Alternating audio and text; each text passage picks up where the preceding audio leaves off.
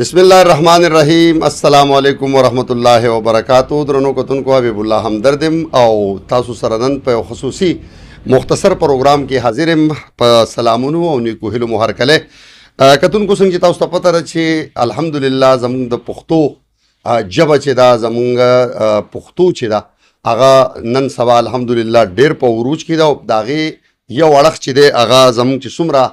ادیبان او شاعران دي د هغو قربانۍ هم د دغه پرمختګ کې هغه شامل دي چې په هغې کې په خاصه توګه د سوات که زه والمه د سوات ادب نو هغه هم ډېر زیات زرخیز دی او په دا ورځو کې په سوات کې بلها بهترین او معیاري کتابونه چاپ شو. په دغه کتابونو کې یو کتاب دایرې هم زموږ نن لاسو ته راورسېدو چې تاسو یې کتلی شئ او دغه د اصیلزاده همیش د کړاوونو زیار دی او هغه را سره نن ناست هم دی او دغه کتاب یې راوړی دغه کتاب یې راته ډالۍ کړی. مننه کوم او په دغه کتاب یو څو خبرې د هغې سره کوم. همیش صاحب اول خو تاسو ته په خیر وایم او بیا په دایرې کتاب په چاپ تاسو ته مبارکي در کوم. شروع کوم په نامه د لوی خدای چې بخښونکی مهربانه دی. ډېره زیاته مننه همدرد صاحب ستاسو او ستاسو د ټیم د ټولو همکارانو چې موږ له هم دغه موقع راکړه او د خپلو مینوالو سره په خپله شیشه مخامخ کړو. ډېره زیاته مننه. همیش صاحب کتاب هم اراده کله کړې وه چاپ کله شو ځکه چې اکثر د خلکو اراده یي او کتاب بیا ډېر وروستو چاپ کېږي. تاسو څنګه اراده وکړه او کتاب څومره زر بیا چاپ؟ بالکل همدرد صاحب څنګه چې تاسو پوښتنه وکړه نو د کتاب اراده د ډېر وخت نه وه او تقریبا چې د کتاب د چاپ کولو هڅه یو پیر ما په 2006 کې هم کړې وه چې له سوجو بیا هغه کتاب پاتې شو چاپ نه کړی شو او دا ور چې بیا 15 کاله دغه کتاب د ځنډ ښکار شو نو د هغې نور هم ډېرې وجې خو یو وجه په هغې کې ډېره اهمه چې کومه زه ګڼم چې ما په کتاب کې د هغې ذکر هم کړی دی. روغانی بابا چونکې زما استاد دی د شاعرۍ او هغو ماله د کتاب په دې شامخ چې کوم لیکنی دغه راکلي وه او زما د بېغورۍ له وجې زما نه ضایع شوی و بیا د هغو دغه دنیا کې د هغو وفات شو چې نو هغه داسې و چې بیا هغه لیکنه زما سره نه وه د هغې د وجې موږ کتاب وځنډو خو بیا هم میلاو نه شوه. 15 کاله ما انتظار وکړو او تقریبا چې په 2015 کې دغه کتاب وس په دوباره باندې بیا ما هڅه وکړه دغه کتاب راچاپ شو الحمدلله. کتاب نوم دایرې یو ډېر ښایسته نوم دی. دا مشوره چا درکړې؟ بالکل جی د کتاب په حواله باندې د نوم بیا خصوصي د نوم په حواله باندې ما ته په خپل هم ډېر تشویش و چونکې روغاني بابا د دې نه مخکې چې کوم نوم ماله د کتاب راکړی ډک جام د ملغلرو نو هغه بیا د دغې وجې بیا موږ کتاب له کېنښودی شو چې د هغه لیکل هم بیا نه و نو بیا د هغې نه وروسته موږ ته داسې څه مناسب نوم زما په ذهن کې هم نه راته ملګرو سره مشورې هم وې. بیا زموږ ډېر یو قدرمن ملګری دی د ورکزو وهمي ورکزی صاحب کله چې هغو سره زموږ بار وخت په وخت رابطې کېږي د کتاب د چاپ خبره ورته وکړه بیا داسې د نوم خبر راغله نو دغه نوم راته هغو منتخب کړو. هغو وویل چې یاره دغه نوم زما په ذهن کې دی که ستاسو خوښ شي دایرې نو یقینا دغه نوم زما خوښ هم شو بل زما د شاعري سره هم پیټ کېدو او دویمه خبره دا ده چې د دایرې نوم کې د دننه خپله یو فلسفه ده چې د انسان د ژوند د څومره دایرو دننه تېرېږي نو د دغه وجې د وهمي ورکزي صاحب ډېره زیاته مننه کوم دغه نوم د کتاب له هغو منتخب کړی دی. کتاب کې څو برخې دي څه څه پکې دي کتونکو ته به څه وایې او ستا په خپله خوښه پکې کومه برخه ده یا کومه شاعري پکې ستا خپله زیاته خوښه ده؟ همدرد صاحب داسې ده چې کتاب په درېو برخو باندې مشتمل دی چې په اولنۍ برخه کې د هغې غزلونه دي په دویم کې بیا نظمونه دي او په دریم کې قطعات دي. تاسو د خوښې خبره وکړه نو تاسو ته چونکې په خپله هم پته ده د لیک لوست سره وابسته چې شعرونه چې دي دا په مثال د شاعر د بچوي هغه دپاره ټول خواږی خو بهرحال نازبینې جي خو بهرحال ستاسو د چینل په وساطت په ځا هغه ملګرو ته پکې دا خصوصي ووایم کومو ملګرو سره چې کتاب شته هغو ته به درخواست وکړم که چا نه کتلی چا کتاب نه ترلاسه کړی هغو د کتاب هم ترلاسه کړي. په دې کې یو نظم دی د خزانې په نوم باندې چې په 121 پیج باندې په نظمونو کې په اولني نمبر باندې دی. په هغه نظم کې دغه نظم داسې دی چې زه دا خبره کول غواړم چې دا نظم ما لیکلی نه دی خو دا په ما لیکلی شوی دی. دغه یو تحریک چې ما ته کوم میلاو شو په هغې بیا ما دغه لیکل وکړو نو ما پې ډېر ځان کړولی دی نو غواړم چې دغه ملګري دغه نظم وګوري او خون به دې هم واخلي او په هغې کې یو فن هم دی یو نصیحت هم دی او په هغې کې د جدت خو تاسو وایي مننه او د هغې کې د الله پاک چې کوم تخلیقات دي په هغې باندې ما لیکل کړي دي نو په کار ده چې ټول ملګري دغه نظم وګوري. زما د خوښې دغه پکې بیا دغه یو نظم دی.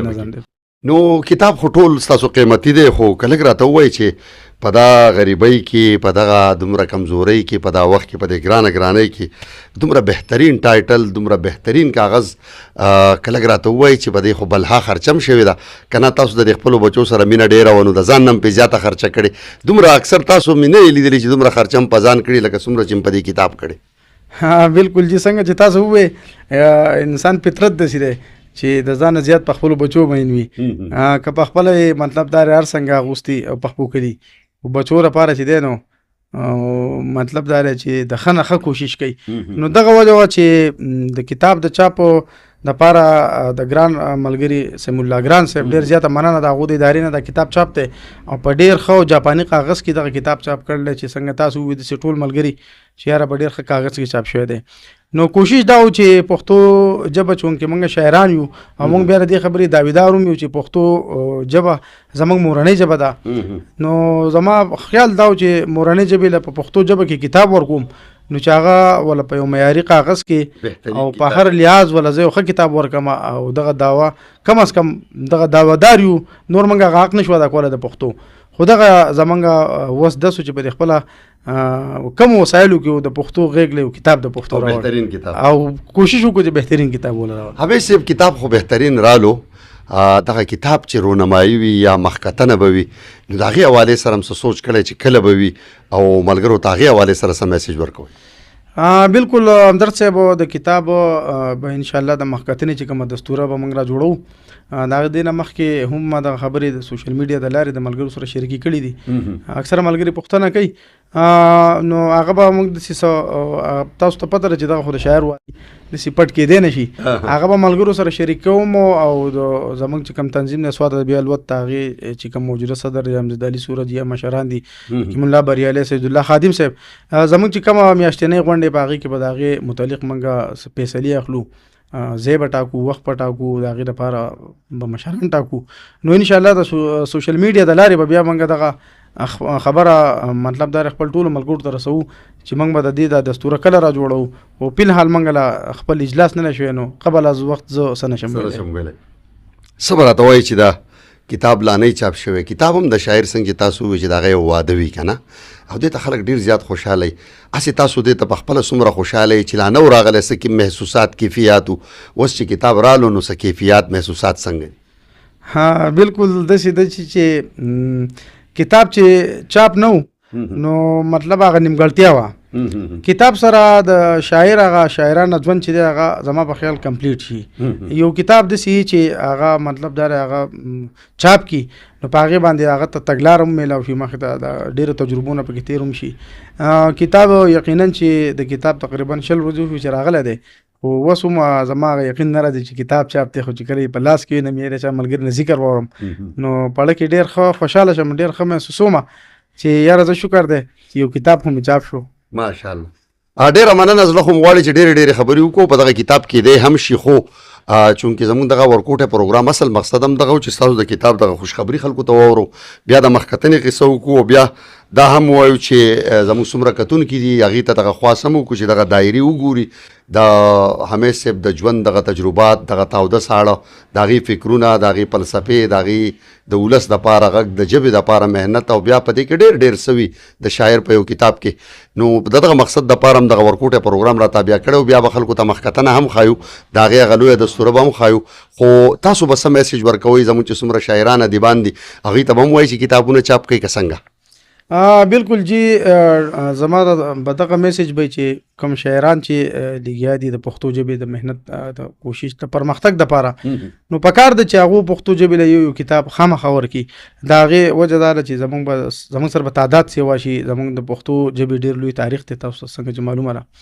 نو پکار ده چې د دې کتابونه دي هم تعداد سیوا وي او بله خبره دا ده زه به دغه میسیج ورکم دغه شاعرانو ملګرو ته د دې کتاب په حواله خو به زه دغه ووایم چې